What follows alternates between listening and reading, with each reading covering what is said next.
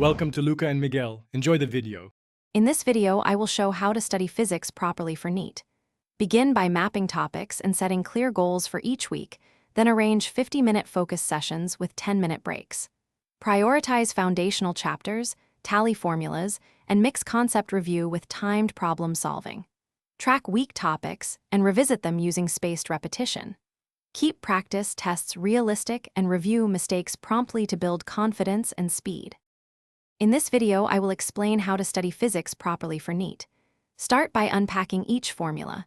Know what each term means and how derivations flow, then practice deriving key results from scratch. Use labeled diagrams and free body sketches to make problems tangible. Teach concepts aloud or to appear to expose gaps. Regularly solve conceptual questions to reinforce intuition before switching to fast numerical practice. In this video, I will help you study physics properly for Neet. Create a mix of practice, quick concept checks, medium problems, and full-length timed tests.